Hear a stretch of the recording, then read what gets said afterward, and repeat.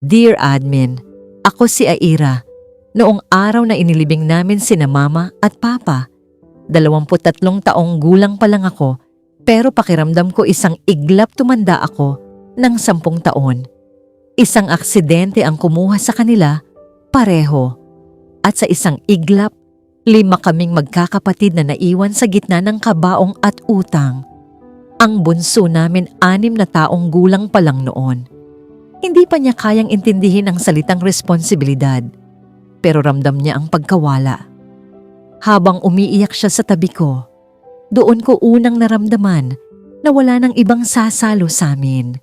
Sa harap ng puntod nila, habang nagsisiksikan ng mga kamag-anak at tahimik ang paligid, ako ang nagsalita. Hindi dahil gusto ko, kundi dahil kailangan. Ipinangako ko na hindi ko pababayaan ang mga kapatid ko, na makakatapos sila ng pag-aaral, na hindi sila lalaking galit sa mundo dahil wala kaming magulang. Hindi ko alam kung saan ko kinuha ang tapang, pero malinaw sa akin na mula sa araw na yon, ako na ang magiging sandalan nila. Pagkatapos ng libing, doon nagsimula ang tunay na laban. May naiwan kaming bayarin sa ospital, may utang sa tindahan, may paparating na enrollment, may 5 bibig na kailangang pakainin araw-araw. Ang mga kamag-anak namin tumulong sa umpisa, pero alam kong hindi iyon magtatagal. May sarili rin silang pamilya. Tuwing gabi, habang tulog ang mga kapatid ko, nakaupo ako sa gilid ng kama at iniisip kung paano ko hahatiin ang kakarampot na kita sa palengke para magkasya sa 1 linggo.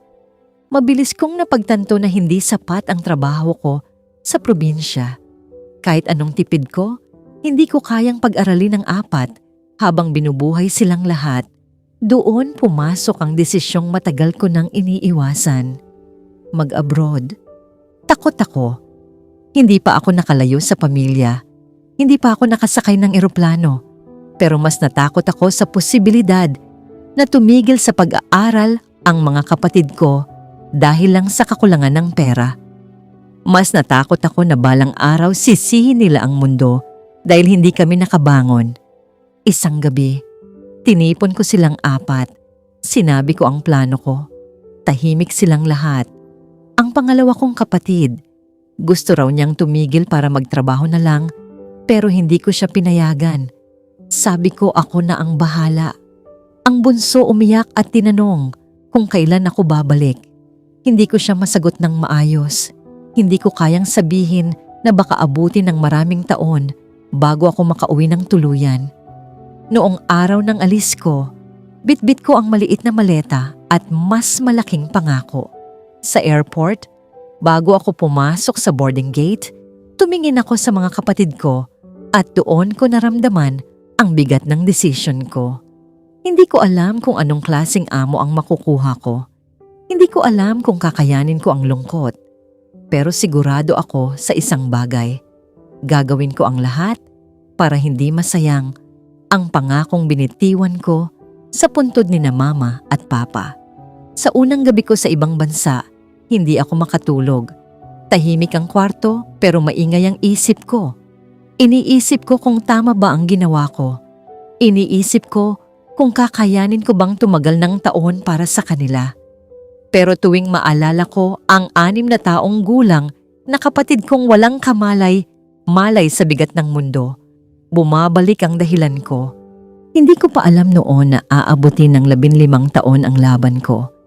Hindi ko pa alam na sa loob ng panahong iyon, may mga pangarap na mabubuo, may mga pagkakamaling mangyayari, at may mga pusong masasaktan. Ang alam ko lang noon, nagsisimula pa lang ang sakripisyo ko. At handa akong ibigay ang kabataan ko para sa kinabukasan nilang 4. Unang taon ko pa lang sa ibang bansa, doon ko agad naramdaman na hindi biro ang pangakong binitiwan ko. Maaga akong gumigising at huli nang natutulog. Linis ng buong bahay, luto, laba, alaga ng mga bata. Minsan pakiramdam ko hindi sapat ang 24 na oras para matapos ang lahat ng kailangang gawin. Pero sa bawat pagod, Iniisip ko na may 4 na kapatid na umaasa sa padala ko. Sa unang sweldo ko, halos wala akong itinira para sa sarili ko. Nang mabalitaan kong nabayaran na ang ilang utang at may pambayad na sa enrollment, doon ko unang naramdaman na sulit ang pagod. Lumipas ang mga taon at natuto akong magtipid ng higit pa sa kaya ko. Hindi ako bumibili ng bagong damit kahit kupas na ang luma. Hindi ako sumasama sa mga kababayan kong namamasyal tuwing day off. Mas pinipili kong mag-overtime kung may pagkakataon. Bawat dagdag na oras ng trabaho, iniisip ko na katumbas yun ng libro, project o allowance ng mga kapatid ko. Kapag may nagkakasakit sa kanila, ako ang unang tinatawagan. Kapag may kailangang bayaran, ako ang inaasahan. Hindi ako nagreklamo. Sa isip ko, ito ang papel ko bilang panganay. Sa 3 taon, nakatanggap ako ng litrato ng pangalawa kong kapatid na nakatoga sa senior high graduation. Nasa kusina ako noon, nagtatago sa gilid habang naka-earphones para hindi mahalata ng amo ko na umiiyak ako. Video call lang ang kaya ko. Habang inaabot sa kanya ang certificate, sinabi niya sa camera na, "Para sa'yo ito, ate." Sa sandaling iyon, nakalimutan ko ang pagod. Nakalimutan ko ang lungkot. Parang sapat na ang marinig ang pangalan ko sa entablado kahit wala ako roon. Pero habang tumatagal, may mga pagbabago akong napapansin. Dati halos gabi-gabi silang nagkukwento ng mga nangyari sa school. Unti-unti, ako na ang mas madalas magtanong. Kapag may problema sila, minsan sa ibang tao ko pa naririnig bago sa kanila. Pinipilit kong intindihin. Iniisip ko na normal lang yon habang tumatanda sila. Hindi ko pwedeng kontrolin ang bawat galaw nila dahil wala naman ako sa tabi nila. Sa 5 taon ko sa abroad, mas lumaki ang responsibilidad ko. 2 na ang nasa kolehiyo. Mas malaki ang tuition, mas maraming gastusin. May mga pagkakataong kulang ang sweldo ko, kaya naghanap ako ng paraan para kumita ng dagdag. Naglalaba ako ng damit ng kaibigan ng amo ko tuwing day off, kapalit ng maliit na bayad.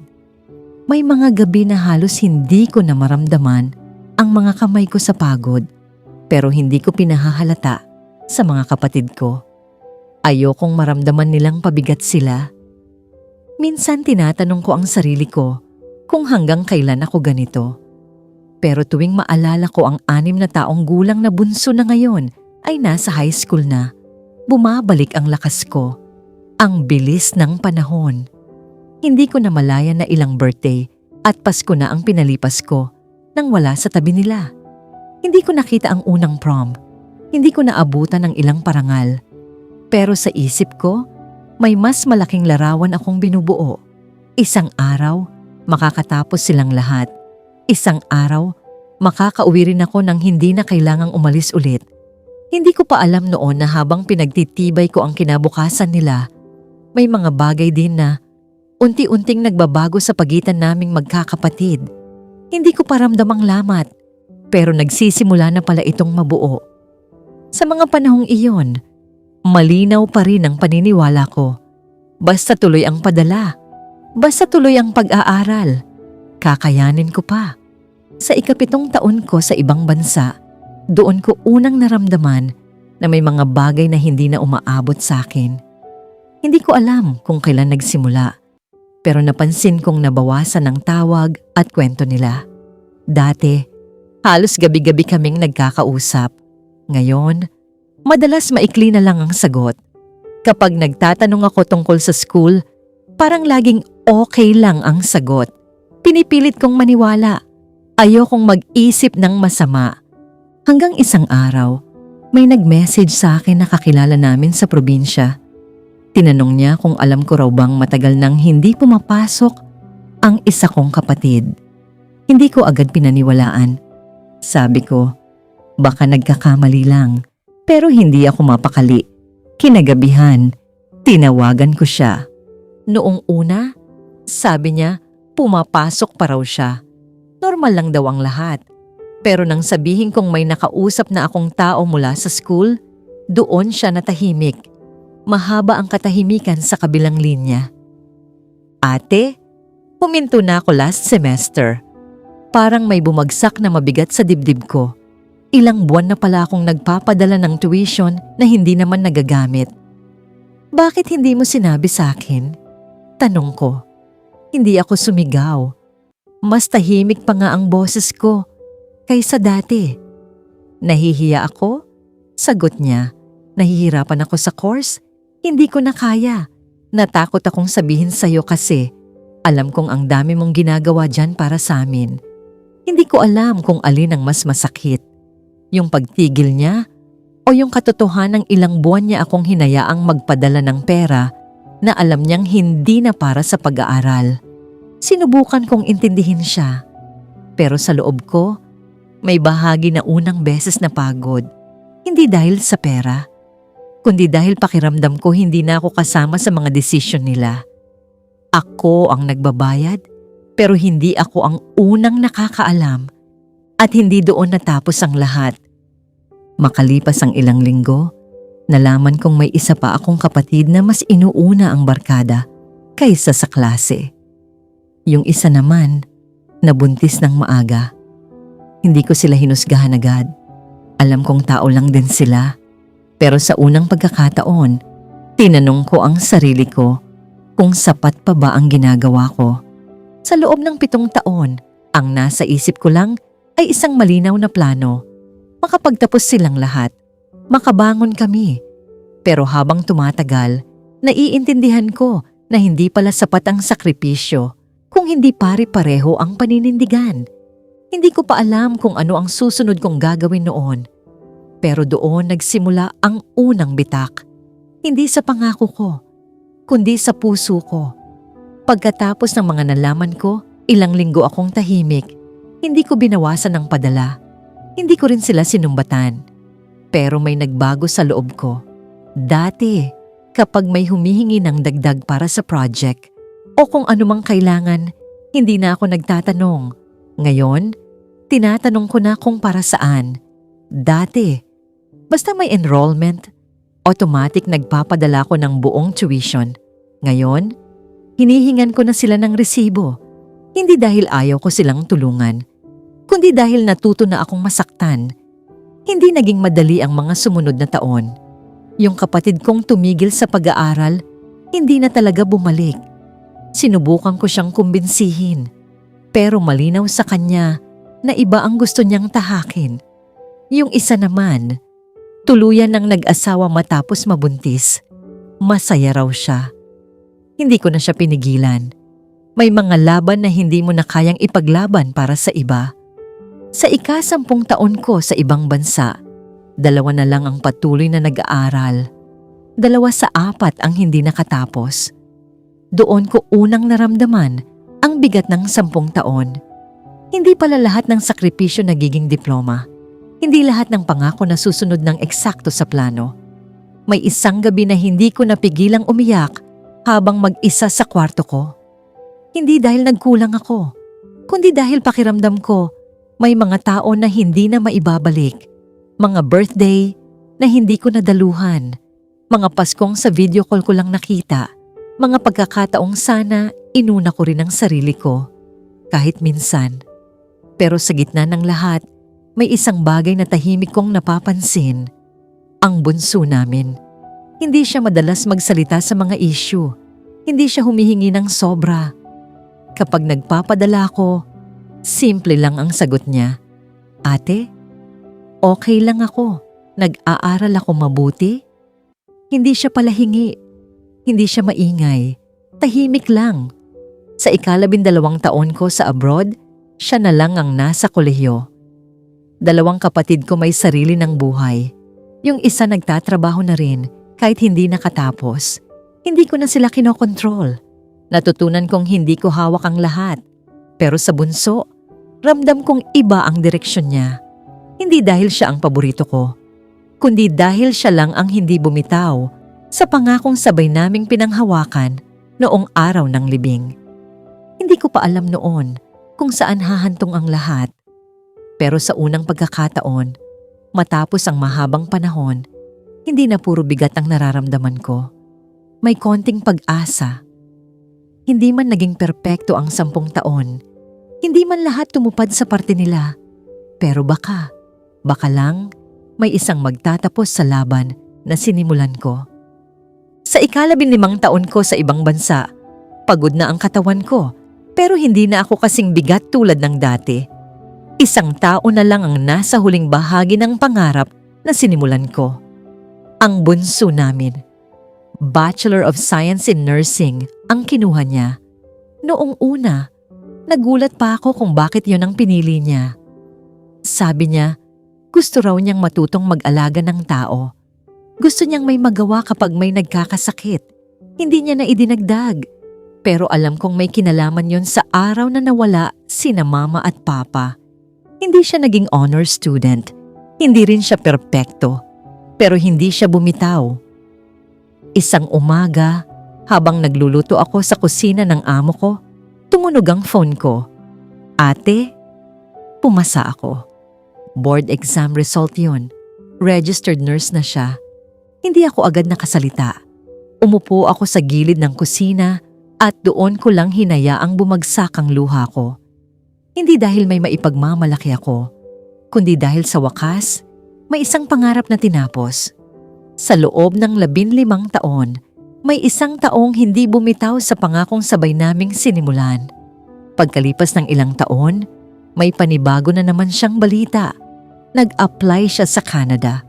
Noong una, natakot ako para sa kanya. Alam ko ang pakiramdam ng umalis. Alam ko ang lungkot ng unang gabi sa banyagang kwarto. Pero sabi niya, handa na raw siya. Mas malaki ang sweldo roon, ate. Mas maayos ang sistema. At gusto ko namang ako ang mag-alaga sa iyo balang araw. Hindi ako nakasagot agad. Sa araw na lumipad siya papuntang Canada bilang nurse, ako ang nasa kabilang linya ng video call. Parang bumaliktad ang eksena. Ako ang naiwan. Siya ang umalis. Pagkatapos ng ilang buwan, nagsimula na siyang magpadala sa akin. Hindi ko hinihingi. Hindi ko inaasahan. Pero kusa niyang ginagawa. Hindi malaki sa simula. Pero sapat para maramdaman kong hindi na ako nag-iisa sa laban. Isang gabi, tumawag siya. Ate, umuwi ka na muna. Magpahinga ka. Ako na muna. Simple lang ang mga salitang yon. Pero sa unang pagkakataon sa loob ng maraming taon, may nagsabi sa akin na hindi ko na kailangang akuin ang lahat. Plano niya. Kapag naging permanent resident siya sa Canada, isasama niya ako. Hindi bilang katulong, hindi bilang tagapadala ng pera, kundi bilang ate na pwedeng mag-umpisa ulit nang hindi pagod. Hindi naging perpekto ang kwento namin. May mga kapatid akong hindi nakatapos. May mga tao na nasaktan ako. May mga pagkakataong pakiramdam ko ako lang ang may hawak ng pangarap naming lahat. Pero minsan pala, sapat na ang isang taong piniling tapusin ang laban. 10 taon kong pinangarap na makatapos silang lahat. 15 taon kong ibinigay ang kabataan ko para doon. Hindi naging eksakto ang plano. Pero sa huli, hindi pala nasayang ang sakripisyo ko. Dahil sa wakas, may nagsabi sa akin, Ate, magpahinga ka na. At ako naman, ako si Aira. At yan ang aking kwentong OFW. May mga sakripisyo na hindi nasusuklian ng pantay. May mga pangarap na hindi natutupad ayon sa plano. Pero minsan, hindi kailangan lahat ang magtagumpay para masabing may bunga ang paghihirap. Sa kwento ni Aira, hindi perpekto ang resulta. May mga kapatid na hindi nakatapos. May mga tao na nasaktan siya. Pero sa huli, may isang taong piniling panindigan ang pagkakataong ibinigay sa kanya. At minsan, sapat na ang isang taong hindi bumitaw para mapatunayan na hindi na sayang ang lahat. Hindi lahat ng OFW makakarinig ng ako naman. Pero para sa mga patuloy na lumalaban para sa pamilya, sana balang araw may magsabi rin sa inyo, magpahinga ka na. Ako naman. Maraming salamat sa pananatili hanggang sa dulo ng kwentong ito. kung may kwento rin kayong gustong ilabas. Mga liham ng sakripisyo, pangungulila, tagumpay, o pagkatalo bilang OFW. Bukas ang channel na ito para sa inyo. Pwede kayong magpadala ng inyong kwento at igagalang namin ang inyong katahimikan at pagkakakilanlan. Thanks for watching and we'll see you in the next video.